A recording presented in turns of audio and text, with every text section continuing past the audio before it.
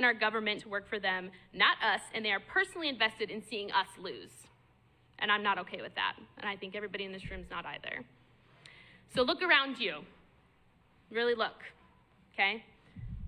I believe this is personal for every one of you too. I believe that you single parents, all of you who are working 3 jobs to make ends meet, all of you struggling to pay those medical bills, those student loan payments, mortgage payments, and everything in between. Those of you battling chronic illness and watching loved ones suffer from lack of mental health care services. This is the embodiment of Senator Sanders' message, not me. It's not about me, it's about us, right? Okay? This is what it takes to make our movement strong. You are the movement. We can't do this without any of you. So now in a moment, we will have volunteers. Volunteers, where are you at? Raise your hands. Okay?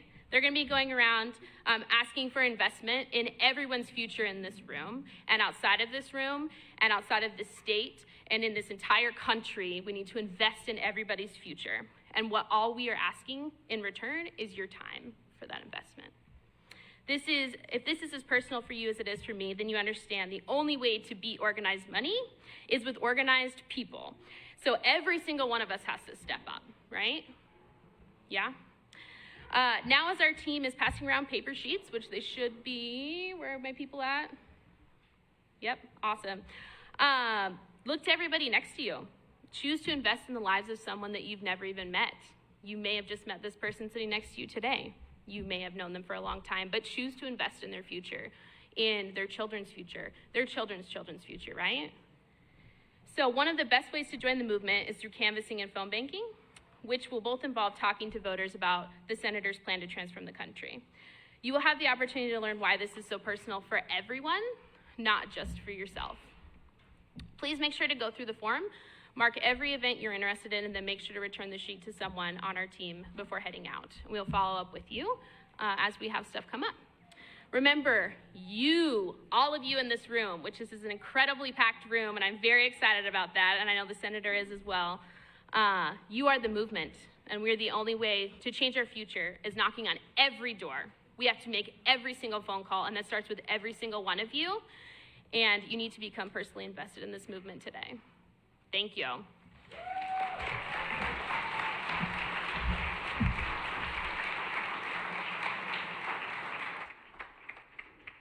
And now, please welcome Senator Bernie Sanders.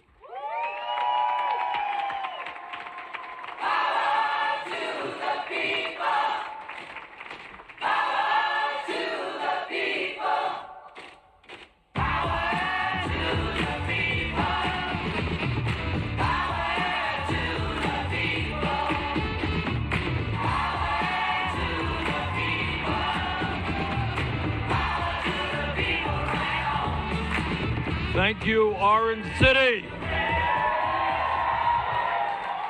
What a wonderful turnout. Thank you all so much for coming out for what I hope will be an interesting meeting for you. And I want to, thank you. Today, we're going to focus on a lot of issues, but the main focus is going to be on the planetary crisis regarding climate change.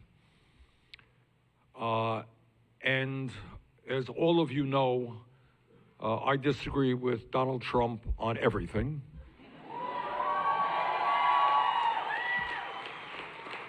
But on the issue of climate change, this is an issue that goes well beyond the future of Iowa or Vermont or America. It goes to what is going to be happening in the entire world, all right? So the main point that I want to begin with is that when Donald Trump says that climate change is a hoax, he is dangerously, dangerously wrong. Wrong for our country and wrong for the world. And if there is a reality out there, is what the scientists are now telling us, people who have studied this issue for years, is frighteningly, they have underestimated the speed and severity in which climate change is impacting the world. In other words, they said it was a serious problem. You had a certain period of time, and they said, we're wrong. The crisis is much more severe than we thought. And we are talking about major cities in the United States and in the world being underwater by the end of this century. So I want to just start off before I introduce our wonderful panelists by telling you that we have, in my view, a moral responsibility to make certain that the planet we leave our kids, grandchildren, and future generations is a planet that is healthy and habitable.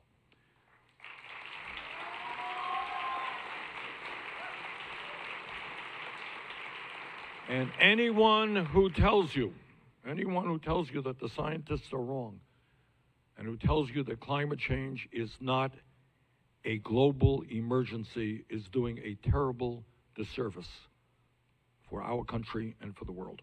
So let me just begin by introducing our panelists. They will speak for a while. I'll speak again. We'll open it up to your questions and your comments. So this discussion doesn't have to be limited to climate change. I know there are a lot of other issues on your minds, but we'll probably focus mostly on climate. Our three panelists today are Jennifer Wynn. All right. I see Jennifer has brought her own fan club here. All right. And Matthew Jefferson. And Gary Davis. Jennifer is an environmental activist who suffers from chronic pain that is induced by spinal stenosis. She currently works for Jackson Ewell Tax Preparation Services and social media. Jennifer, take it away. Thank you, Bernie. Hello, my name is Jennifer Wynn. Thank you for allowing me the time to speak on why Senator Sanders' movement towards a more sustainable future for Iowans and our planet means so much to me. Orange City has been spotlighted in recent years for courage and inclusion, and kudos are due to the local OC Pride and Sioux Pride community leaders in this area.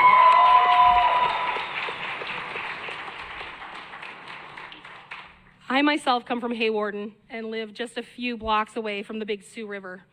In rural Sioux County, there are pockets of incredibly wealthy communities as well as smaller dwindling towns, but the issues of our climate and our economy matter greatly to all of us for different reasons.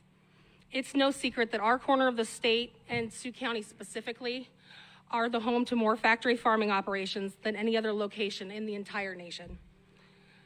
What this means for not only us, but our neighbors locally and globally is loosely regulated industrial waste continuously and increasingly polluting our air and waterways.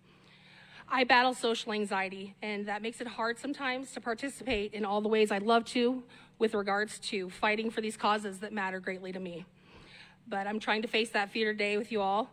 And you're doing great.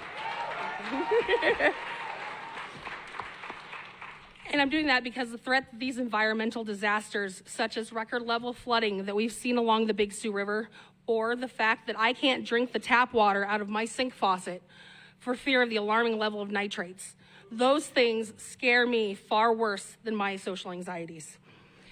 Senator Sanders seeks to not only address those fears that I'm sure many of us share, but to also bring new jobs as we seek renewable energy, sustainable farming policies, and good-paying unionized career opportunities.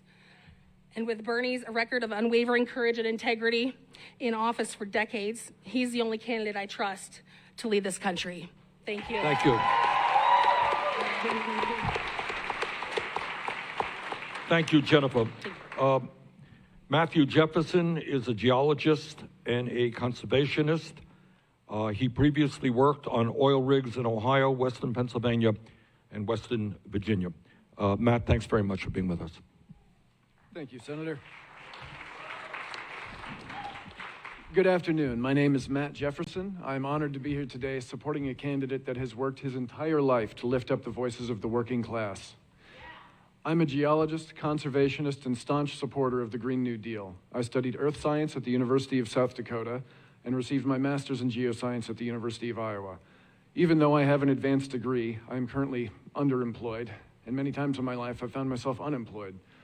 I was trained to protect the earth, but economic realities forced me to take a job with Weatherford, one of the largest multinational oil and gas companies. I worked on oil rigs where I worked in dangerous conditions, where safety workplace violations were constant. I quickly learned that fossil fuel corporations have no concern for the well-being of employees who risk their lives, no concern for the environment they pollute, no concern for the law. They have only one concern, to maximize profits at our expense. I eventually got a job ensuring public water quality with the Texas Commission on Environmental Quality. However, I wasn't an employee. I was a contractor with no access to state benefits, retirement package, or step increases in salary. I made my way back to Iowa in pursuit of a full-time job that allowed me to work in conservation and that would provide me benefits and financial security. However, I found myself underemployed again, trying to make ends meet in an economy choked with gigs but no meaningful jobs. We need to create new jobs, but make sure they are living wage jobs because one job should be enough. Environmental protection jobs should not be a part of the gig economy. They must be union-backed and pay a living wage.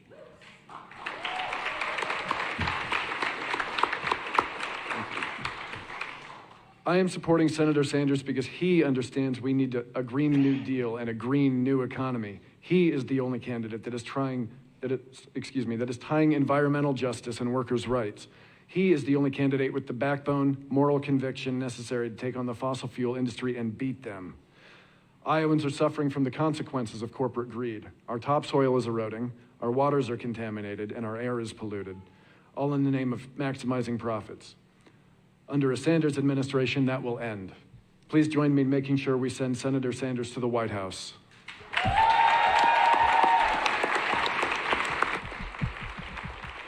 Thank you, Matt. Gary Davis is a retired public employee in Sioux City. He worked as a maintenance engineer for the Sioux City Community School District and was a member of the Operating Engineers Local 234. Gary? Good afternoon, everyone. My name is Gary Davis. I am an Iowan, longtime resident of Northwest Iowa, and labor union member, and most importantly, I'm a Bernie bro. It is an honor to share the stage with Senator Bernie Sanders, the only candidate I believe will stand up for the working class 10 times out of 10. With Bernie, I don't have to guess. I know where he stands on the issues. I worked most of my life in maintenance here in Northwest Iowa, working for the Sioux City Community Schools as a maintenance engineer. I was proudly represented by the Operating Engineer Local 234. As a public sector retiree, I worked hard and paid into the IPERS system. IPERS is the Iowa Public Employee Pension System. I expected it to be there when I retired. Lucky it is. However, the Iowa legislators, supported by private interests, have continually tried to undermine and gut IPERS.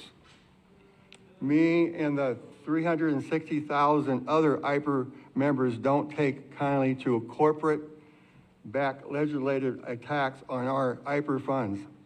Not to mention the 11,000 activist IPER members in the Don't Touch My IPER page, Facebook page.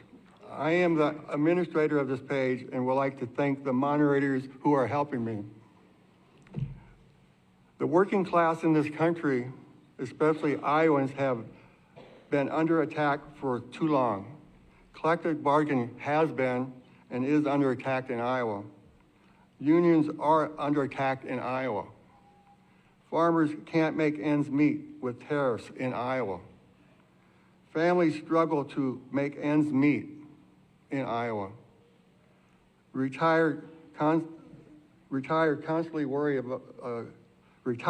constantly worry about Social Securities and their pensions.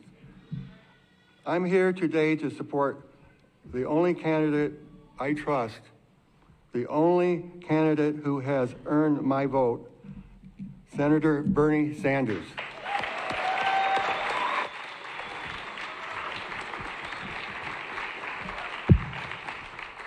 working class deserves Medicare for all. Mike? Yeah. Okay. I want a guy who writes the damn bill to lead the fight to get it. Thank you.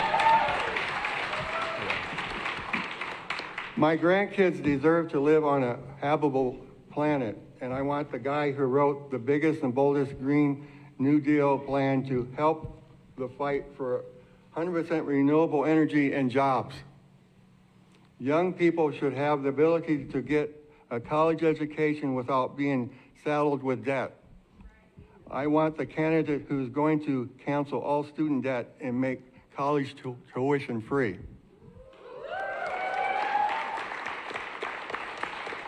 These are not difficult things to do. In fact, they are the moral right thing to do. We deserve a government that works for the working class, a government that helps lift up the most vulnerable, not the billionaires and corporate elite. I have worked and lived my entire life in Iowa, and I know how Iowans think. I know what they care about. I know for a fact that if we all support Bernie Sanders, Senator Bernie Sanders, come February 3rd, he will win the Iowa caucus because he's been fighting for people like you and me. He has our back since day one, and we're going to have his back at caucus. Thank you, Senator Sanders. I will see you at the inauguration. Okay.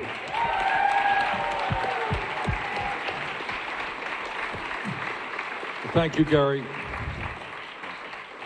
And Matt and Jennifer, thank you all.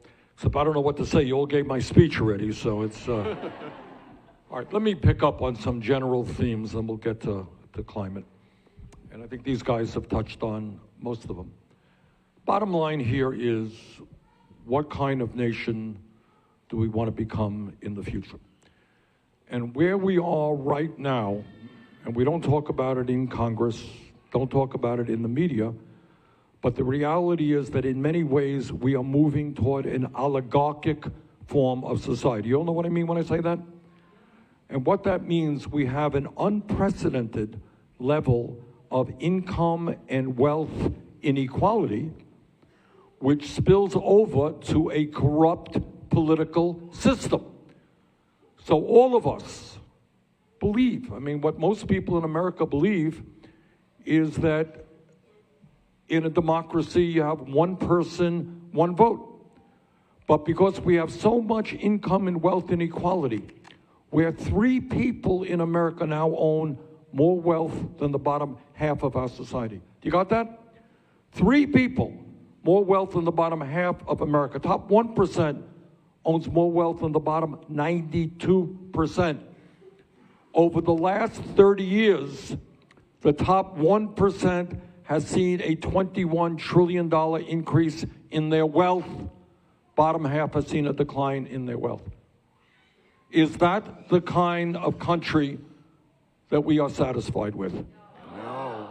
And the answer is that the American people simply want an economy, a government that works for all of us and not just the wealthy and the powerful.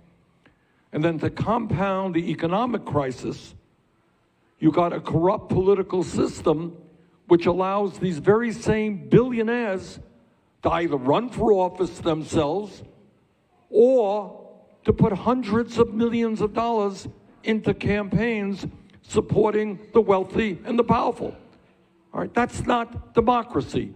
That is oligarchy. And what this campaign is about, uniquely, is a political revolution. And what that political revolution is about is saying that the time is now for millions of people all across this country to stand up for justice, stand up for economic justice, racial justice, social justice, and environmental justice.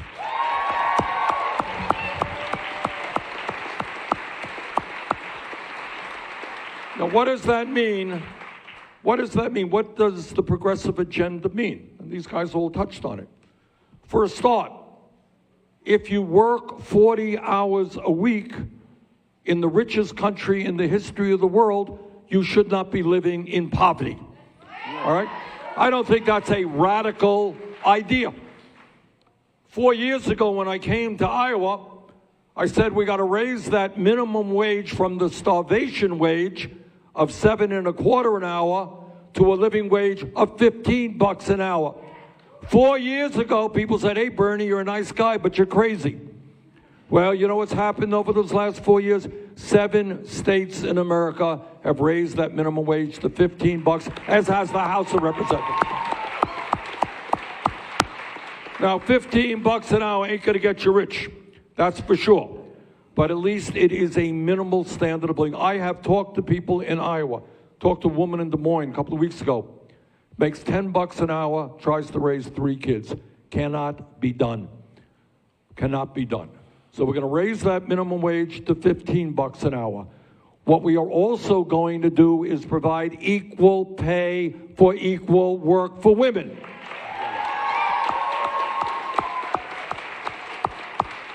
And because I am a strong believer that the trade union movement is a key mechanism to provide decent wages and benefits for workers, we're going to make it easier for workers to join unions, not harder.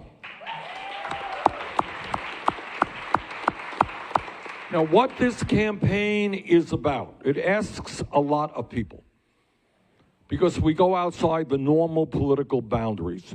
We ask you to think big, not small, to have a vision of America which is not reflected in the media, not reflected in Congress, not reflected in the words of most politicians. You know, I hear a lot of folks talk about, politicians talk about how much they love America. That's great. Well, if you love America, you love the children in America.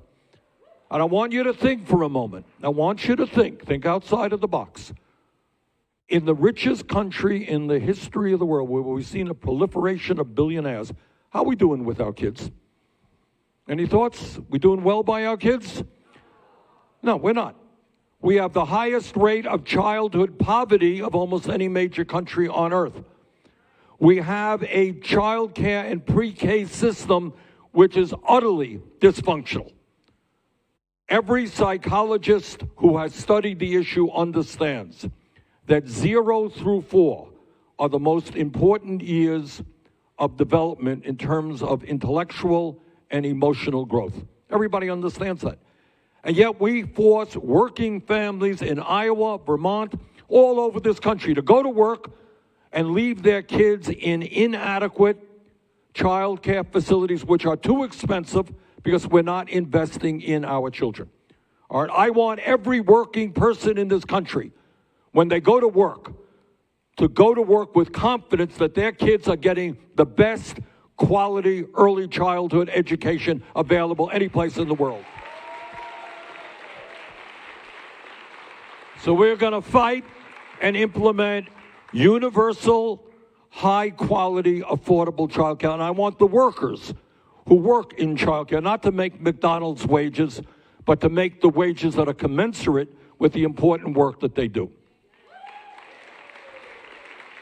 What about public education in America? All over this country, we're seeing teachers have to work 2 or 3 jobs. We're seeing teachers take money out of their own pockets to buy the school supplies their kids need. We're seeing programs in the arts, in languages being cut back. That is not the way you treat the children in a highly competitive global economy. So we are going to invest in education, especially in Title I schools, where kids there are primarily low income and working class. And we are going to reach the day when every teacher in this country earns at least $60,000 a year and gets the respect that they are due. There is no more important work than a teacher. All right? And we got to give those people, and I want the best and the brightest young people to say with pride, I'm going to be a teacher because it's a great job. I'm impacting thousands of people, young kids' lives. Nothing more important than that. And then as you heard, what we are also going to do is say to every person in this country, not just young people, that if you have a dream that requires a higher education, you have the right to get that education regardless of the income of your family. 4 years ago, came to Iowa, talked about making public colleges and universities tuition-free. Once again, oh, Bernie, you're a nice guy, but that's too radical, never happened. All over the country, that is exactly what is happening right now. A couple of months ago in New Mexico, any resident of New Mexico, free tuition, public colleges and universities. I want that in every state in this country.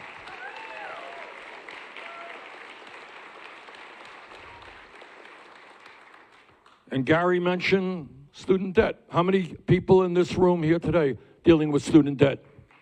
There you go. Well, it seems to me to be very wrong that people are forced to go deeply into debt, sometimes so much in debt that they can't get married and have kids, they can't buy a car, they can't buy a home.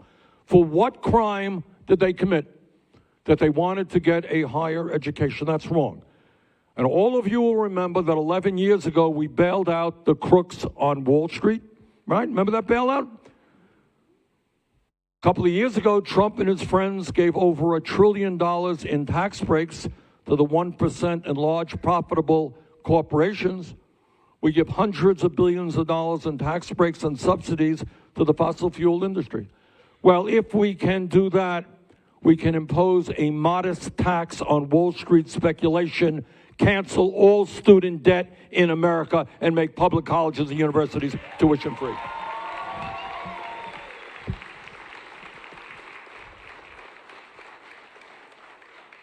Four years ago, came to Iowa, and I said that health care is a human right, not a privilege. Once again, everyone said, oh, Bernie, you're dreaming. Yeah, every other major country on earth manages to do it, but we can't do it in the United States of America. For some strange reason, we're too dumb, we're too inept. We can't do it. Everybody else can do it. We can't do it. Well, a lot has changed in the last 4 years. Last poll that I saw had 71% of Democrats supporting a Medicare for all single-payer program.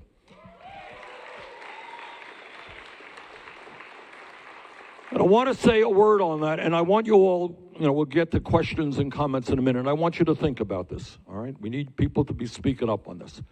Because one of the things that I've found as I've gone all over this state and all over this country is it turns out somebody gets up and they say something's painful. No one likes to talk about their own personal life. But one person does it, and the next person does it, and the next person does it, and suddenly you find out what a disaster the current healthcare system is. All right, so I just want to go over a few points. Because right now, the healthcare industry, which made $100 billion in profit last year. You got that? $100 billion. Drug companies, as part of that $100 billion, made $69 billion in profit, making sure that you pay by far the highest prices in the world for prescription drugs. All right? So this is the system that you have. Number one, people say, Bernie, how are you going to pay for Medicare for all? You are already paying far more than you should, all right? We are spending twice as much per person on health care as do the people of any other country. I live 50 miles away from the Canadian border. We are spending $11,000 a year per person. They are spending half of that. And somehow they manage to provide quality care to every man, woman, and child in that country. So our job right now is to ask ourselves, how does it happen that we spend so much and yet we have 87 million Americans who are uninsured or underinsured? Do you all know what underinsured is? Underinsured means that you're in the statistic that says that you have health insurance, except when you get sick, you can't use the health insurance because the deductible and the copayment is too high. Underinsured means that you pay a fortune for out-of-pocket expenses. Underinsured means that 500,000 people in America go bankrupt because of medically related debt. It ain't right big time. All right, I want you to think about this. When you think about the healthcare system, when you see the ads on television here in Iowa paid for by the healthcare industry, think about somebody who walks into the doctor's office who's sick. Doctor said, I have some bad news. You have cancer, and we're going to have to figure out how you get well. Well, that's a shock to anybody, to learn that you have cancer or have some other terrible illness. Your mind goes to, all right, how do I get well? What doctor do I go to? What hospital do I go to? What therapy do I go to? What medicine do I go to? You got a lot to worry about. But on top of that, in this country, uniquely among major countries, you also have to worry about whether or not your family is going to face financial ruin. For what reason? That you were diagnosed with cancer?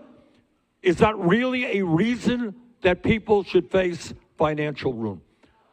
It is not. It is cruel. It is disgraceful. It is absolutely disgraceful. And what a Medicare for All system says is that the function of healthcare is not to make huge profits for the drug companies and the insurance companies. It is to provide quality care for all people. All right?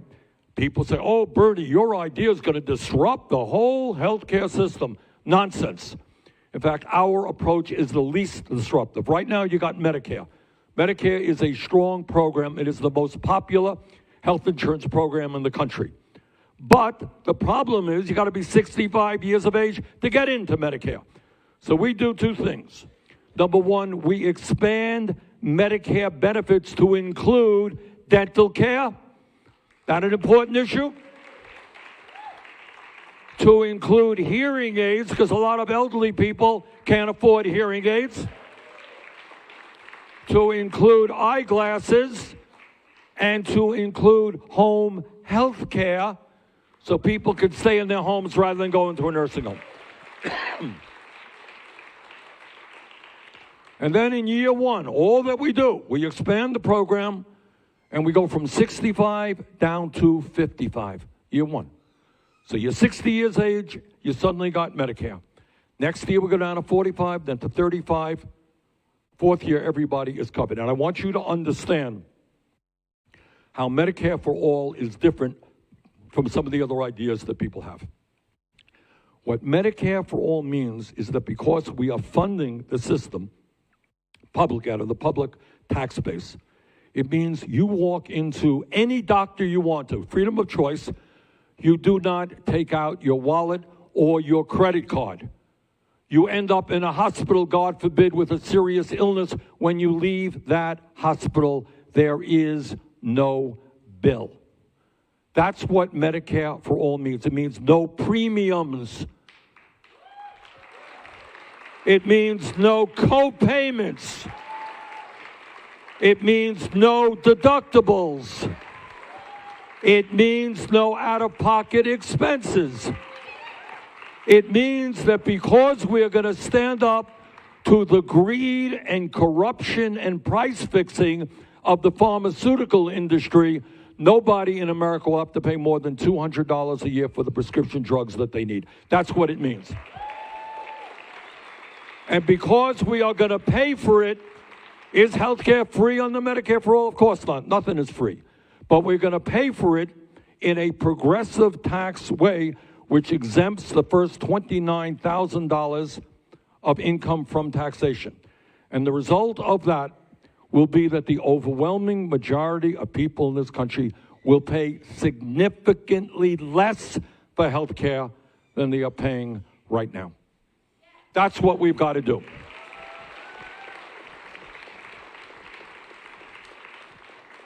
I want to now go to the issue of climate change.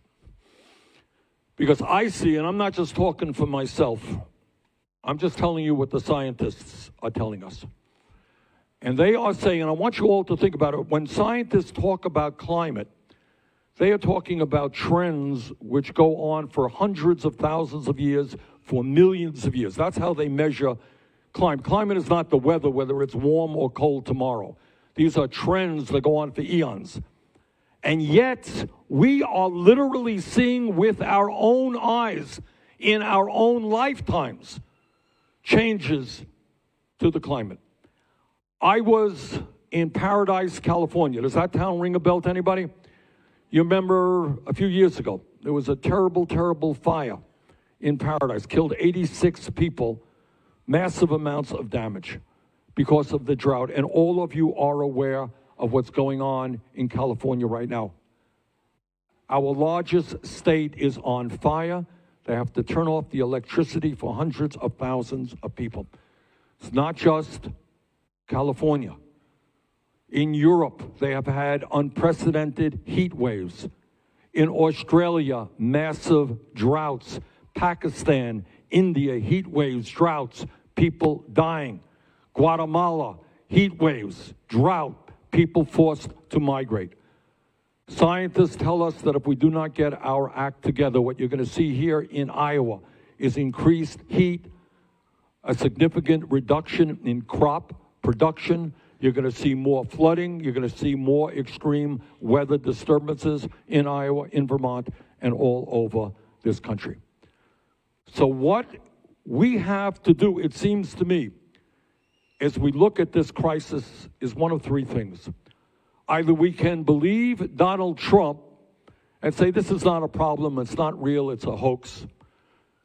If we do that, we are selling out the future of our kids and our grandchildren. You cannot reject science, and the scientists all over the world are clear. Climate change is real. It is caused by human activity. It is already causing devastating problems. So we can go the Trump route, which I think is a horrific danger to our country and the world. The second way you can go is you can be kind of moderate on the issue, and you could say, well, yeah, climate change is real, but you know what? You know, we got to be modest and conservative in terms of how we respond. We can't spend that much money. We can't be that bold. Well, I don't know, and I want you all to think about it. How much is too much when we are fighting for the future of this planet? How much is too much? And I think our job now is to do everything that we humanly can to transform our energy system away from fossil fuel to energy efficiency and sustainable energy.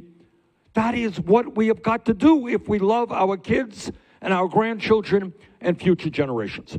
That is what we got to do.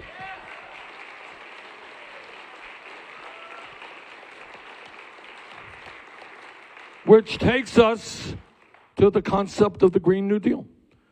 And the underlying principle of the Green New Deal is pretty easy. It says we listen to the scientists. We do what the scientists tell us has to be done.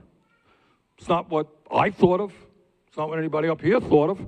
These are people who have studied the issue. And what they are saying is if we do not act boldly and aggressively, if we do not have the courage to take on the greed of the fossil fuel industry, we will be in a position, and I don't want anybody in this room to be in that position, where 20 years from now, 30 years from now, your kids, your grandchildren are going to look you in the eye. And they're going to say, Mom or Grandma, Grandpa, you knew what the scientists were telling us. What did you do to prevent the kind of catastrophes that we are living with now? All right? I don't want anybody in this room, and I got 4 kids, 7 grandchildren. I don't want to be in that position. So our job is to tell those kids, we listened to the scientists, we saw what was happening, and we reacted boldly. And all that the Green New Deal is about is transforming our energy system as rapidly and as boldly as we humanly can. And by the way, when we do that, we create up to 20 million good-paying jobs. Now, how do we do that? How do we do that? We do that in a variety of ways. In Iowa and in Vermont, we have a lot of old buildings, right? These buildings, in many cases, are not energy efficient. The windows are inadequate. The insulation is inadequate. The roofing is inadequate. The heating system is archaic and inefficient. We make our buildings, our homes, more energy efficient, and just doing that, you create millions of jobs, and you save people money on their fuel bills. I brought a lot of money into Vermont to make our homes energy efficient. I'll never forget being with two older women, sisters, Barry, Vermont, and they said they cut their fuel bill in half because they made their house more energy efficient. So we save people money. Number two, in Iowa, you should be proud. You are helping to lead this country in terms of wind energy. 35% of your electricity comes from wind. Your farmers are getting good income from those wind turbines. You're creating good jobs building those turbines and maintaining those turbines. What we have got to do as a nation is invest significantly in wind and in solar and in geothermal and other sustainable energies. We got to transform our transportation system. We used to have one of the best rail systems in the world. That is no longer the case. So when we do all of that, and by the way, because climate change, as you all know, is not an American issue, it is a global issue. Instead of having a president who denies the reality of climate change, you're going to have a president who will lead the world in transforming our global energy system.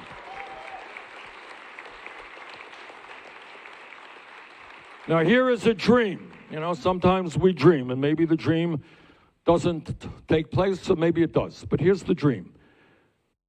That right now, we are spending about $1.8 trillion all over the world on weapons of destruction designed to kill each other. $1.8 trillion. If I'm elected president, what I will do is reach out to China and Russia and India and Pakistan and Brazil, countries all over the world, and say, you know what?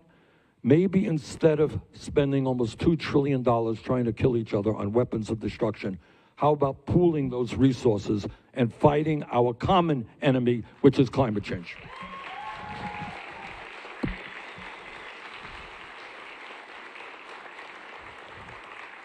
Okay, there are a lot of other issues out there. I didn't touch on even half of the issues that we're talking about, but I wanted to leave time for your comments or your questions. Let me start off. If it's okay with you, what I'd like to do is I'll ask you a question, you ask me or the panelist a question. I want to start off with healthcare again. I want somebody here to tell me what impact the current healthcare system has had on your life, on your family's life, or somebody you know. Anyone want to talk about prescription drugs, healthcare, lack of access to healthcare, high cost of medical bills, and so forth and so on? All right, I see. Do we have some mics here? Is that the only mic we got? Where's the other one? I don't see it. All right, there's a gentleman. Can you stand up, sir? I think it was a gentleman. Yeah, that's right. If you could, sir. Let's get him a mic.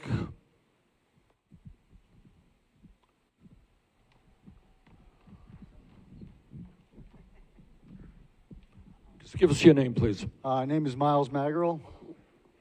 Miles? You got it. The mic's working. Okay.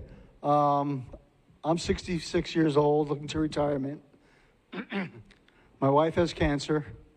What's stopping me from retiring is Medicare Part D.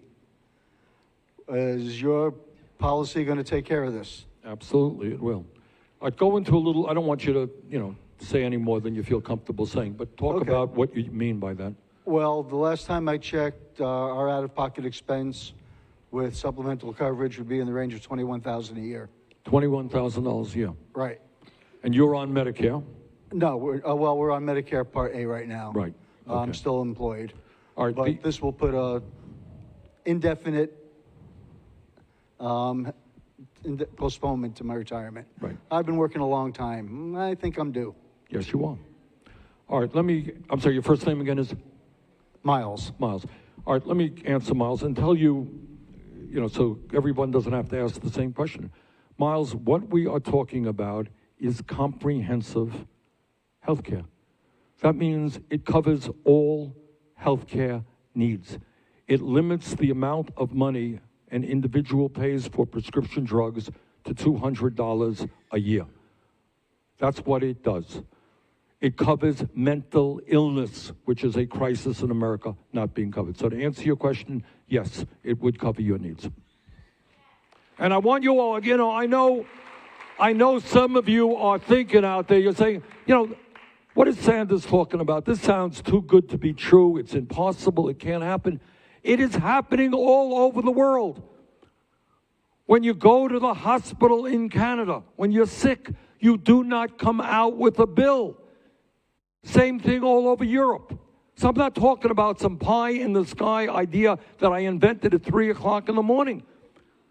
And the reason we can pay for that is not only do we eliminate the $100 billion a year in profits the insurance companies and the drug companies make, we end the incredible waste and bureaucracy and complexity of the current system. Miles, I would only guess that you're probably filling out a lot of forms and arguing with a lot of people. Is that a fair statement about the bills? Not yet, but I'm sure it's coming. Yeah, it will come, all right? All right, who else wants to say a word about health care? I see a woman right here. Stand up, ma'am. All right, Faz, you got it? Thank you. From a little bit different perspective, my husband and I have a business. We're in rural northwest Missouri. We're in a community of about 1,300 people. Blue Cross Blue Shield canceled every single individual policy in our rural area and in most rural areas of Missouri and maintained them only in the Kansas City, St. Louis, Columbia, Jefferson City area. They will write if you have a group. My husband and I have a business, but because we are married, we do not qualify as a group. We have one insurance provider if we want to fall under the Obamacare market, one, who will charge us $1,400 a month for $7,500 deductible insurance. So what do? Because we can't afford that, we go on short-term securities insurance. And if you don't know about that, short-term securities used to only be good for 3 months at a time. It's now good, thank you, Congress, for 12 months at a time. And it's provided by Blue Cross Blue Shield, who will cancel you if you have a claim. Even on short-term securities insurance, we are on a $5,000 deductible and made a decision, as a matter of fact, yesterday morning, because it comes up for renewal at the end of the year, to change our deductible to $10,000 so we can afford it. Even after the deductible, we will have to pay 50% of any hospitalization. We will have to pay 50% of any doctor's visits, and this is the assurance that is available to rural America. So here's my statement. We've done our research. We've done our looking. I'm really tired of rural America getting the back end of the mule, if you would. So whether it is universal health care, whether it is expanding Medicare, whether it's whatever, we are incredibly broken, and the people in rural America are the ones who are impacted the most because we don't even have the opportunity. So that's where I'm at. Fix it. Thank you. Thank you very much. Thank you for sharing. And you have just spoken for millions of people, and what you didn't mention is the rural hospitals are closing down as well, making it impossible for people to get the health care that they need in an emergency. Look, that's just one example of a broken system. The function of Blue Cross, in case it has not yet occurred to you, is to make as much money as they possibly can, okay? And I believe, and most of you believe, that the function of healthcare is to provide healthcare to all people, rural people and urban people, because they are human beings. And when we get rid of, and I talked about complexity, and complexity means you get a bill and you say, oh, I thought I was covered by that. And you got to argue with the insurance company. Or you have an accident and you're not in your own network. Be careful, never have an accident if you're out of your network, because you're going to have to pay for it out of pocket. That is insane. And then, my friends, we didn't even begin talking about prescription drugs. All right? A couple of months ago, I went from Detroit to Windsor, Ontario in Canada, with a bunch of people who are suffering from diabetes, which is a very serious and growing problem in America. We went to Canada to purchase insulin, which is life and death for diabetics. Anybody here know the difference in price for insulin in Canada compared to the United States? Same exact product, same company. Who wants to guess the difference? The difference is it was 1/10 the price in Canada, 10% of the price. You got that? Same product. How does that happen? Who has a thought on how does it happen that the same product a few miles away, Detroit right on the border of Canada, how does it happen in Detroit and in Iowa, price is 10 times higher than it is in Canada? What's the answer?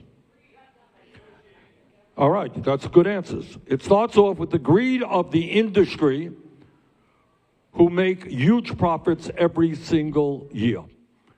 It also has to do with collusion and price fixing. They engage massively in price fixing. There is relatively little competition. And it also has to do with the fact that they can charge you any price that they want tomorrow. You can walk into a drugstore tomorrow and get a prescription, a refill of a prescription you've had for 20 years, price is double. Why? Because they chose to do it. There's no limitation. That has everything to do, by the way, with the corrupt political system in which they have spent $4 billion over the last 20 years on lobbying and campaign contributions. That's the world out there. All right, I've asked you questions. Anyone got a question or comment for me? Yes, ma'am. Get the mic. Good afternoon, Senator Sanders. So today I wanted to ask you, this is partly a criminal justice reform question along with health care. So in your plan, you say that you want more people to go out on calls, train professionals in mental health. Yes. So what are we going to do in the communities? Are we going to have community-based mental health and rehab centers? Absolutely. Look, one of the issues, it's funny, when you're involved in politics, you run all over the country, there are issues that people talk about, issues people don't talk about very much.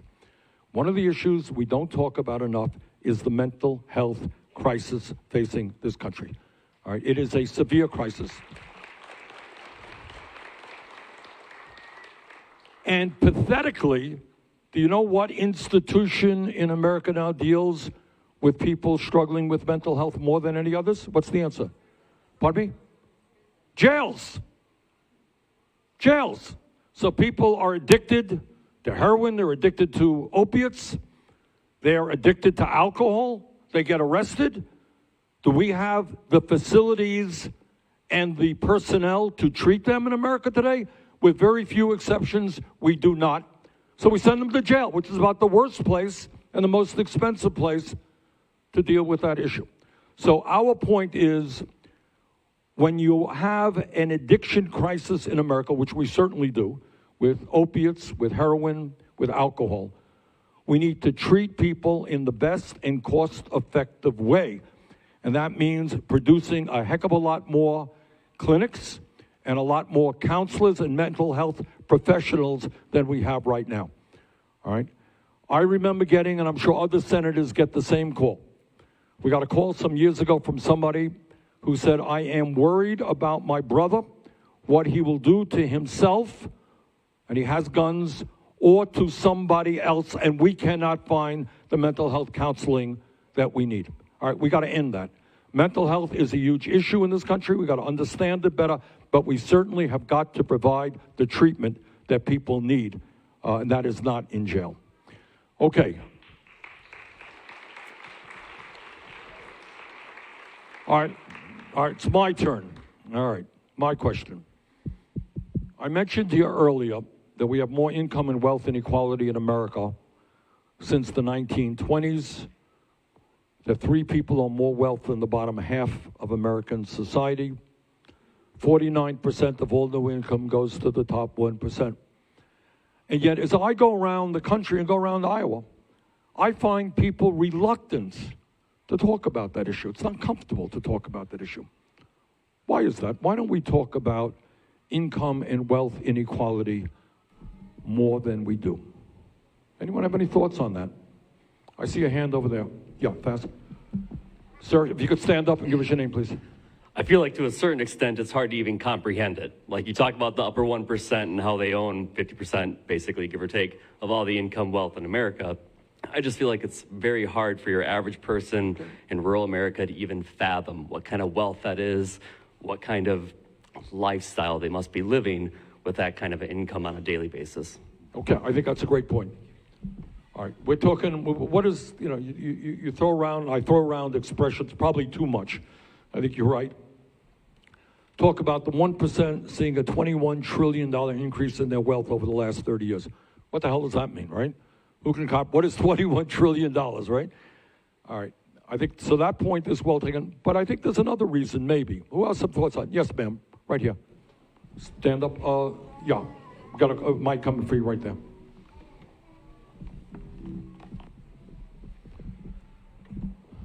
Hi, I just think that people are embarrassed if they don't think that they make enough money or that they're a failure. So they don't want to talk about it. They want to just believe that they're doing okay, even when they're not. What's your name? Jamie. Jamie? Yeah. I think Jamie makes an interesting, I think both points are interesting. Hey, we don't understand what the magnitude of the money, but I think Jamie touches on something. All right, I grew up in a family, never had any money. We lived in a rent-controlled apartment in Brooklyn, New York. That's where I lived my entire childhood until I was 18. My father worked every day of his life, just never made a whole lot of money. It was a kind of a low-wage job. Should I be embarrassed by what my father did? Should I be ashamed of my father? No, I should not, okay? Because you got millions of people in this country. You got half of the people in this country living paycheck to paycheck. You all know what that means, paycheck to paycheck? It means that if your car breaks down, you don't go to your second or third car. You worry how you're going to get the $500 you need to repair that car so you can get to work, okay? But I think Jamie makes a very good point. I think the system has instilled in us that if we're not millionaires or billionaires, we are doing something wrong, right? We're doing something wrong. And I think it is terribly important that we break out of that mindset. I have talked to some of them. I'll never forget, I can't remember what town we were in. It was here in Iowa. Never forget this. Woman, she was a Latino woman. She was a home health care worker. She worked all week long going to people's homes, feeding them, making their beds, taking care of their basic needs. I think she made $13 an hour. She, to my mind, is a heroine. I mean, what she does is extraordinary. And we have got to redefine our value system in who we respect and who we do not respect. All right? Hedge fund managers, I'm not quite sure what the hell they do, but they don't do work as important as teachers, as cops, as firemen, as child care workers, as maintenance workers. And we got to stand up and say the work we are doing is important. We're not embarrassed about it, and we deserve to be adequately compensated. Jamie, thank you very much for that insight. Okay, question for me. Yeah, I see a hand right here, sir. Yeah. Thank you. Senator, my name's Conrad, and I'm a lawyer, a criminal defense lawyer in Sioux City. You touched on one part, and I appreciate the sisters asking that comment and prompting you to, about what we are not doing for people who are poor, that we are not providing treatment to anything like the degree that we need to. But that raises the question of what we are doing. What we are doing is showing how much more we value the rich, those who run the mining companies that destroy waters, that literally kill miners, or run sloppy energy companies that either through oil spills or through fires kill people, that are walking away with their companies at most being the subject of trivial fines, the people who run those companies not suffering at all, not being prosecuted. Meanwhile, people who are poor are we looking at mandatory minimums of 5, 10, 15, 20, and in some cases their entire life. And we know that those people very often are being driven by their own addictions. The issue of criminal justice, it seems to me, ties into every other single issue. It ties into the environmental issue because we are not doing enough to show that the people who wreck our environment are going to pay for that environment, both monetarily and with years of their lives. Well, Conrad, thank you very much, and Sure. I agree with you.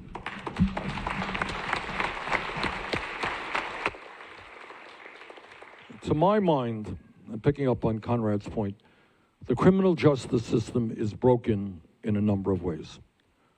All right, way number one, first point, is we got more people in jail than any other country on earth. I want you to think about it. China is 4 times our size. 4 times. It is a communist, authoritarian nation, doesn't tolerate dissent terribly well. We got more people in jail than China does. Why is that? I want you all to think about that. Second of all, clearly the vast majority of the people in jail are poor. Many of them are functionally illiterate. Many of them are suffering from addiction or mental illness.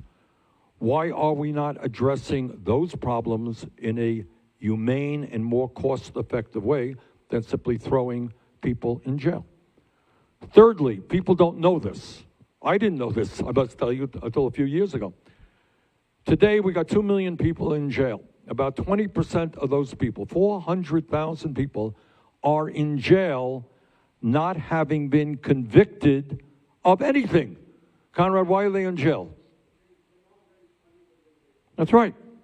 All right, so you got it? You are arrested. Maybe you're guilty, maybe you're not. But you haven't been convicted. You haven't gone before a jury. You can't raise the $500 or the $1,000 you need to get bail. You are sitting in jail. And when you're sitting in jail, whether you're innocent or guilty, you know what? You may do a plea bargain even when you're innocent to get out of jail. And then you got a criminal record that follows you around for your whole life. All right? And among many other things, and I know maybe not everybody in the room agrees with me, but I think the time is long overdue to end the so-called war on drugs.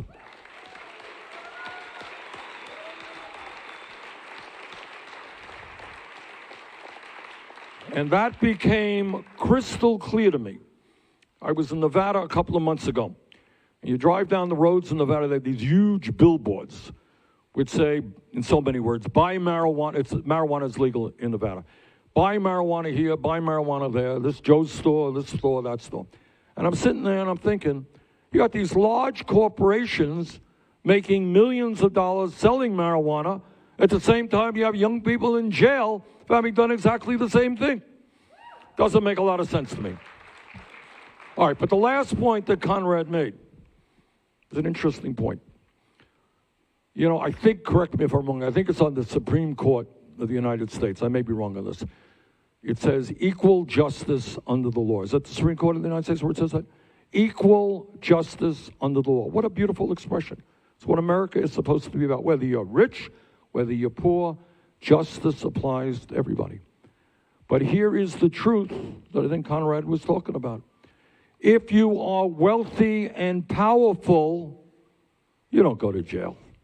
You don't go to jail. Think about the Wall Street crash of 2008 and understand that Wall Street banks have paid tens and tens of billions of dollars in fines for illegal behavior, okay? They have paid tens of billions in fines. How many CEOs on Wall Street went to jail? None. Right now, as we speak, there is a massive lawsuit against some opiate prescription drug manufacturers, Purdue, Johnson & Johnson, others. And they are being charged with knowingly selling opiates that they knew were addictive, they knew were killing people, but they were making a fortune in doing it. So they're being sued for tens and tens of billions of dollars. They're going to pay a huge fine, but have you heard any indication that any one of these executives will go to jail for knowingly selling a product which has killed thousands of people in this country. No. That's the system. If you are rich, fossil fuel industry, talk about them. You're talking about pipelines breaking and destroying water supplies. Take it a step further. Anybody here doubt for a moment, and you should not, that companies like ExxonMobil and other companies knew decades ago that the carbon they were producing was leading to climate change and the enormous dangers that climate change are posing for the world? Do you think any of these guys are going to be charged with a crime knowingly producing a product which is destroying the planet? So your point is a right point. So when we talk about criminal justice, it's a lot of things. But it is also saying to the wealthy and the powerful, you know what? Justice applies to all people. You commit a crime, even if you're a Wall Street executive or a pharmaceutical industry executive, you're going to pay the price for that crime, even if you're rich and powerful.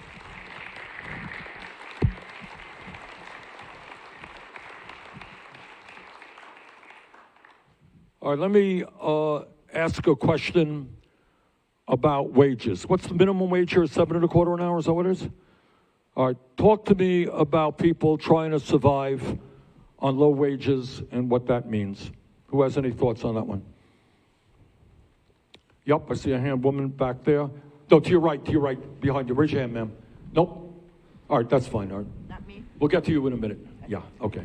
Okay, I had a granddaughter, and she's talking about climate change. We're talking about all kinds of things, and she doesn't ever have any money, and she's working, and she's talking about not having kids, and she's combining that kind of with the bringing kids into the world as it is, and also that she can't afford it.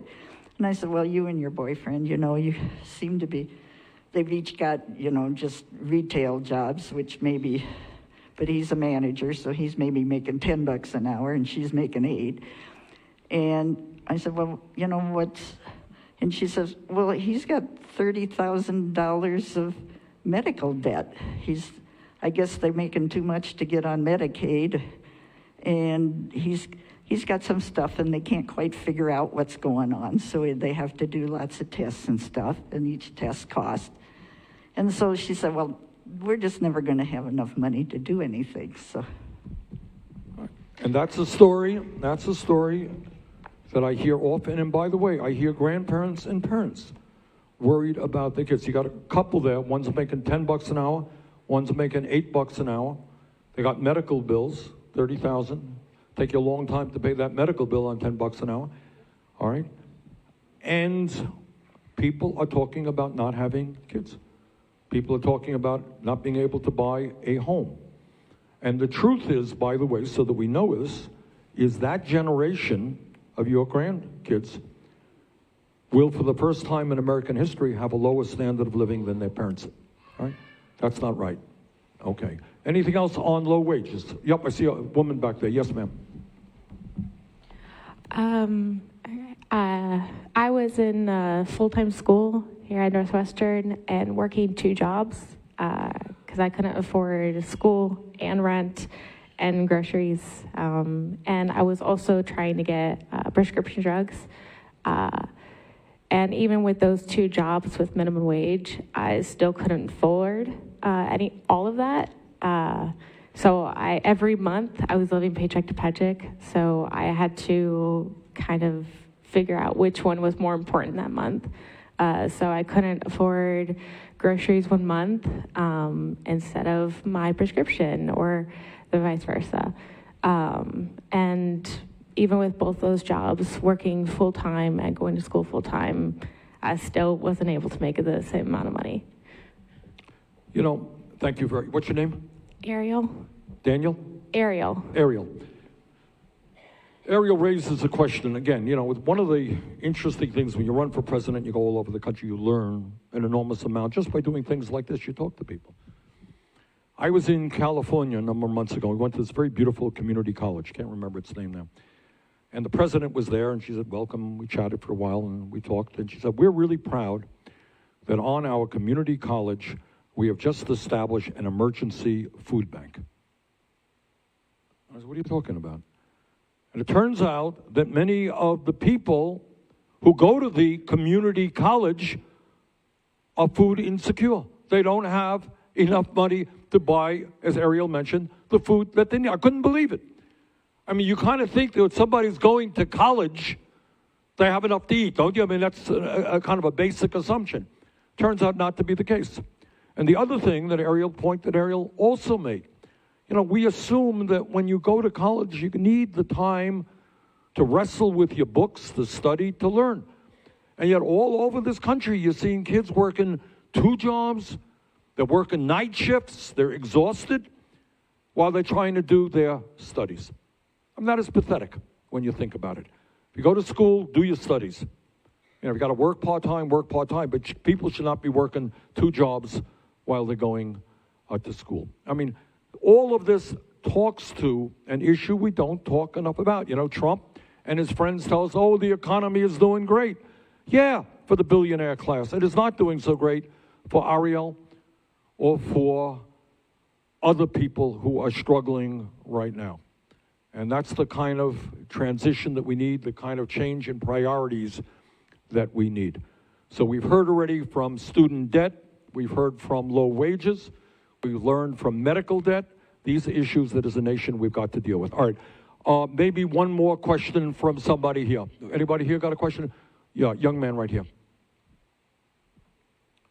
Yeah, stand up if you could, please.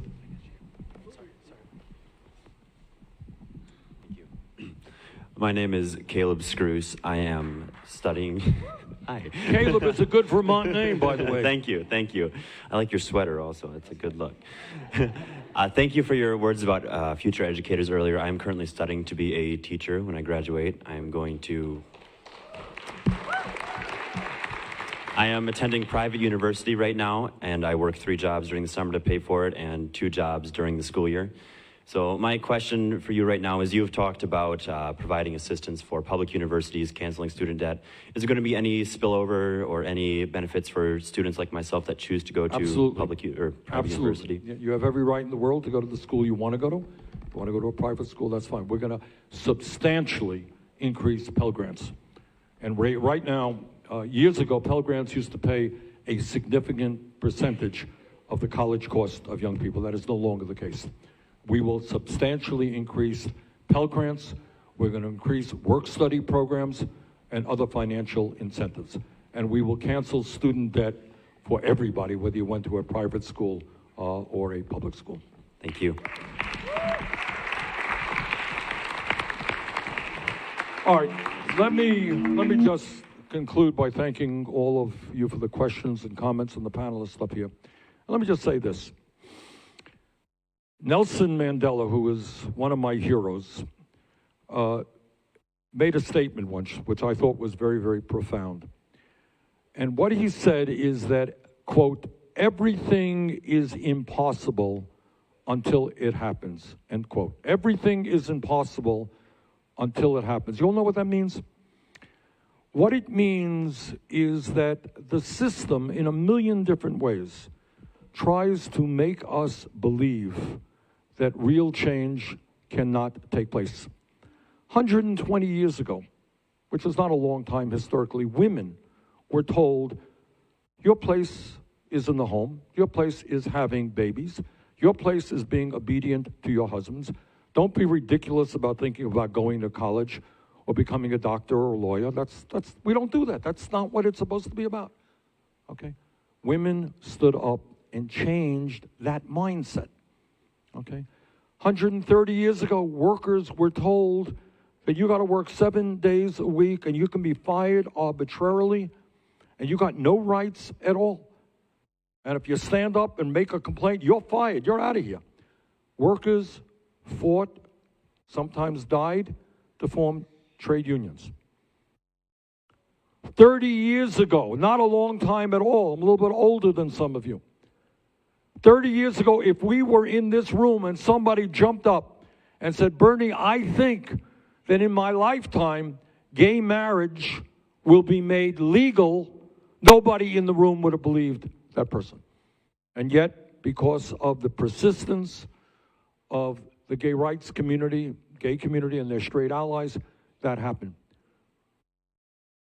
60 or 70 years ago, when I was a kid, we had segregated schools, segregated water fountains. African Americans couldn't vote. That's the way it was. That was the legacy of slavery and Jim Crow. Who thought? Radical idea that everybody in America has the right to vote, that everybody in America has the right to go to a restaurant or a school. Radical idea 70, 80 years ago. Today, obviously, we accept it. So here is the point. The ideas that we are talking about today, the idea that if you work 40 hours a week in the wealthiest country in the history of the world, that you should earn a living wage, is not a radical idea. Do not get used to having to go to school and work 2 jobs and not being able to afford groceries. That is an aberration. That is not what this country is about. The idea that health care is a human right, that's not Bernie Sanders' idea. That idea exists in Canada, in Germany, in France, in the UK, in Holland, in Sweden, in Denmark, Norway. Exists in almost every major country on earth.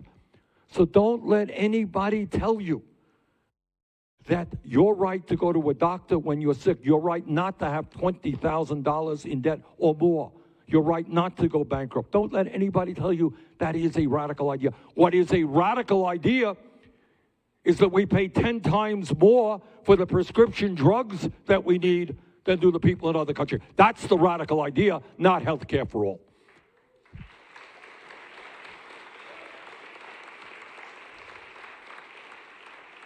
$100 years ago, and Iowa was one of the leaders in public education, as it turns out. Working class families came up with a radical idea 100 years ago, that their children had the right to get a strong public education, not just the children of the wealthy. What a radical idea that all kids, regardless of income, can get a public education. Well, the world has changed, and we have to extend the concept of public education to higher education as well. Not a radical idea. It exists in Germany. It exists all over the world. All right? So here is the point in what Mandela meant, is that after we accomplish it, 50 years from now, people look back and they say, hey, Grandma, don't tell me that people really could not go to the doctor when they were sick, or people got bankrupt because they had cancer. That's crazy. I don't believe you. All right? After we accomplish it, people will look back and say, of course we should have done it. Of course we should have living wages, health care for all, the opportunity for all to get a higher education. Of course we have got to deal with the planetary crisis of climate change. These are no-brainers. So I don't want you to be intimidated by the media or by the political establishment or by the economic establishment who tells you, you got to think small. Oh, maybe if we all get together, we can raise that minimum wage from $7.25 to $8 an hour. What a huge achievement for humanity. Don't believe that. The bottom line is that historically, real change has never taken place from the top on down.